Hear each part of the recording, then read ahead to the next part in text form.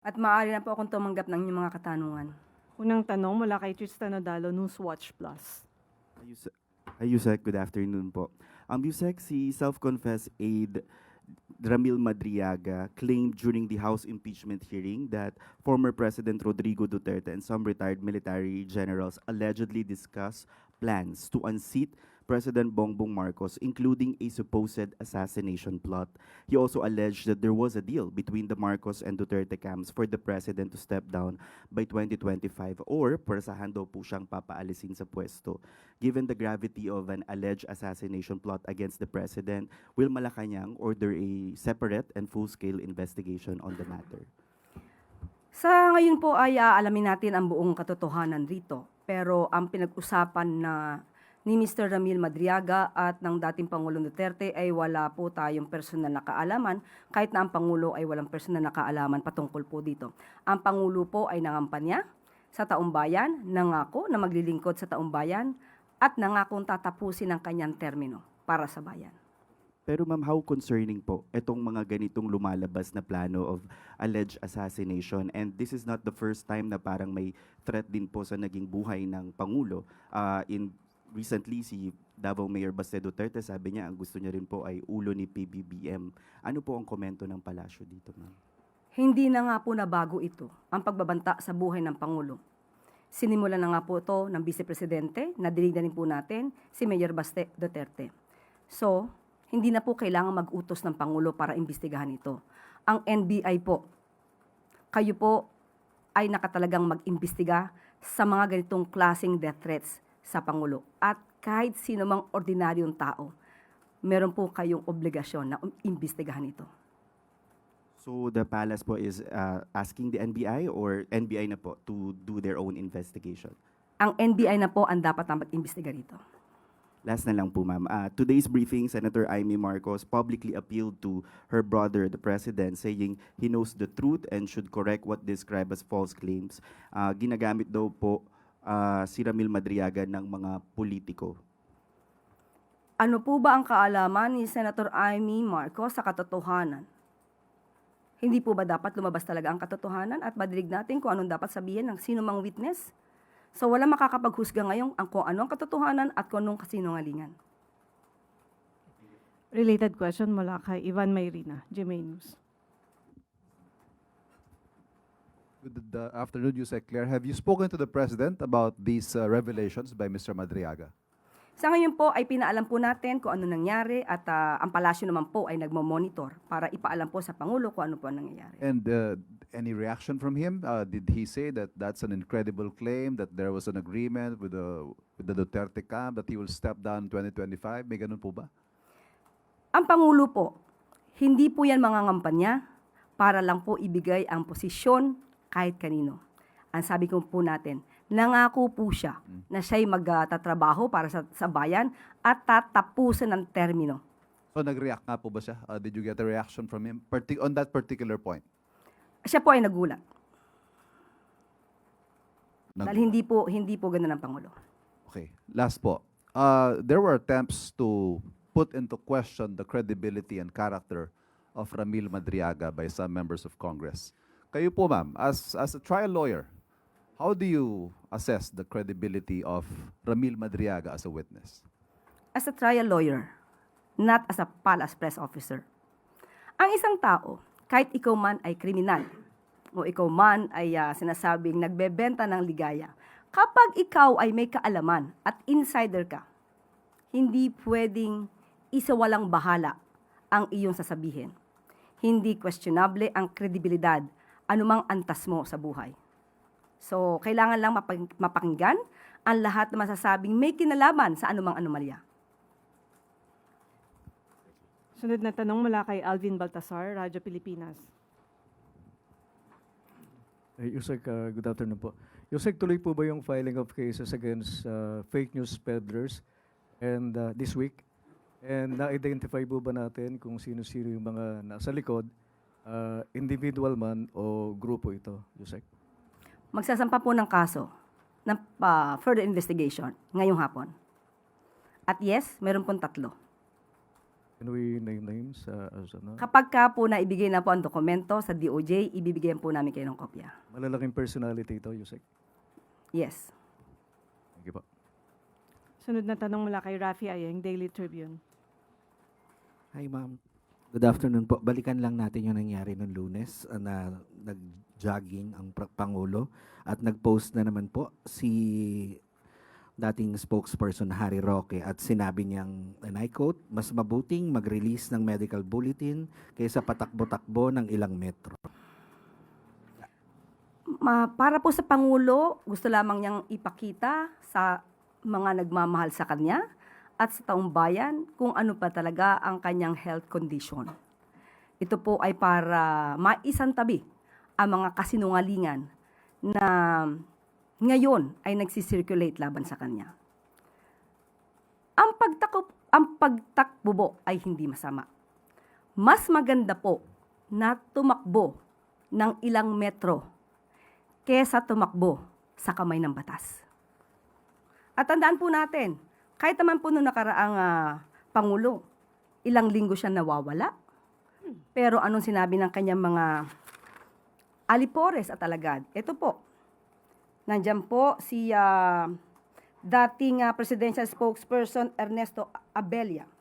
Ang sabi, as far as I can see, there's really no need to do that. Release Duterte's health records. Kahit na po itong si Harry Roque, ang sinabi po niya, I don't think the people should worry about lack of transparency because the president himself will say what his condition is. So, nakita na po natin kung anong kondisyon ng Pangulo. Kayo po mismo ang saksi.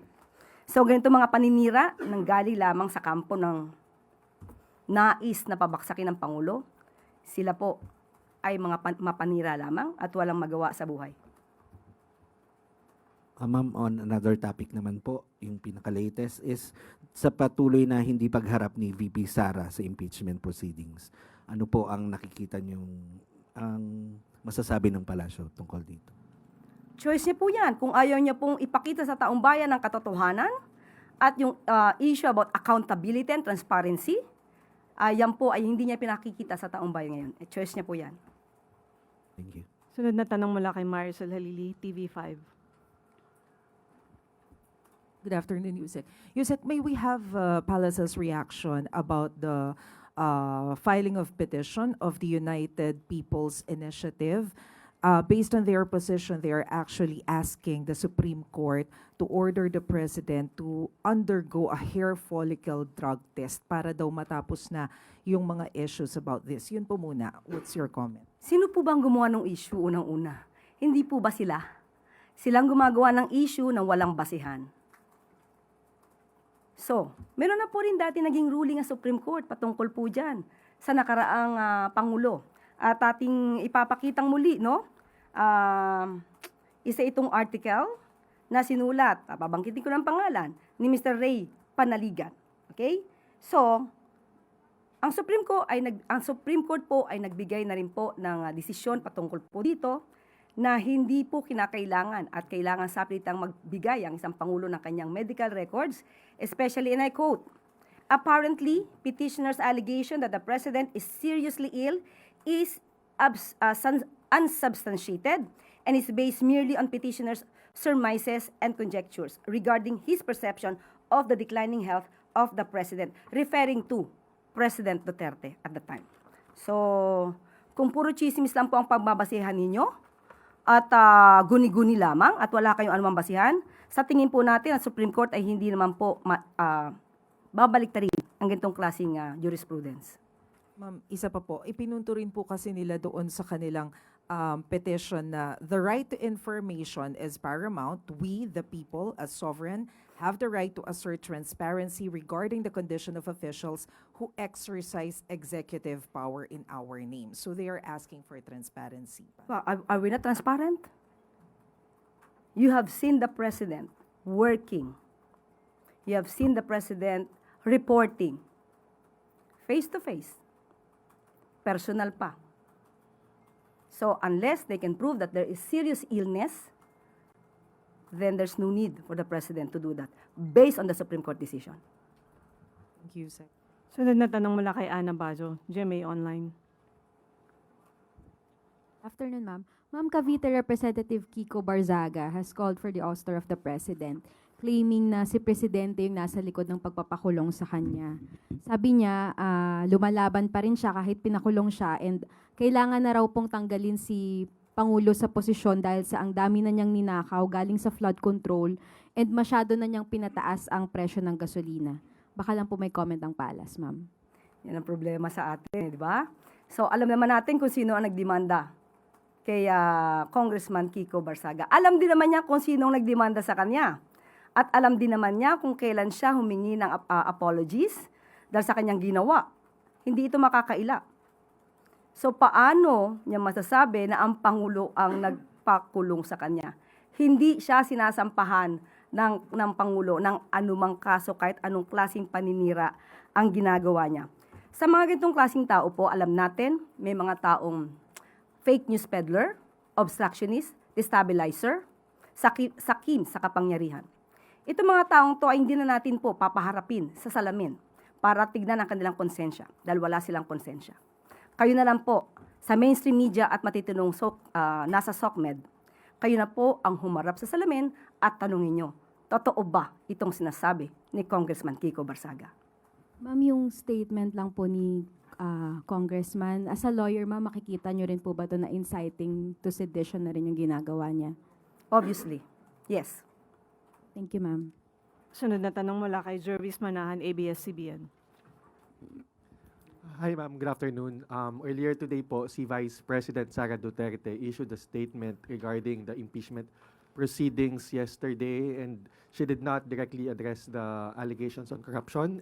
She chose to focus on the law school issues. And at the end of that statement, she said na the government failed to give relief to the public in this price crisis because the public funds are being used for political maneuvering.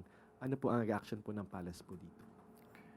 Muli, no? Ito ang mahirap sa hindi nag-aaral, hindi nagbabasa, hindi inaalam kung ano ba ang katotohanan. The brain that doesn't feed itself, eats itself.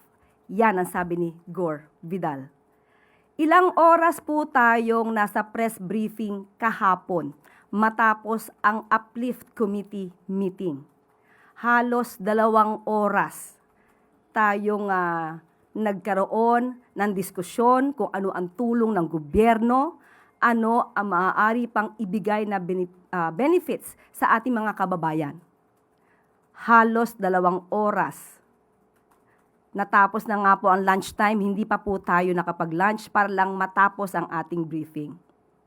Sa oras na yun, wala man lang ba siyang nalaman at nakita at narinig kung ano-ana ang mga programa ng Pangulo. Nakakalungkot para isang public servant, no? Nakakalungkot para sa isang public servant na lumalabas na walang alam. At wag niya pong ipahid ang mga issue ng accountability and transparency dahil may sarili po siyang issue ngayon na dapat niyang kaharapin. Ma'am, on another matter po, the Ombudsman is investigating 26 lawmakers na allegedly ay involved po sa infrastructure scandal, no? Not just flood control but infrastructure scandal. May knowledge po ba tayo dito or ano po ang masasabi po natin? Well, trabaho po mismo ng Ombudsman, ng DOJ, ang pag-iimbestiga po dito. So, maganda po yan na pangitain at senyales na patuloy at porsigido po ang Office of the Ombudsman na tutukan ang korupsyon na naganap kahit ngayong administrasyon na to at noong nakaraang administrasyon. Maganda po yan. So we are seeing more names po being implicated in this scandal po. Depende na po yan sa maiimbestigahan po ng Office of the Ombudsman. Thank you, ma'am.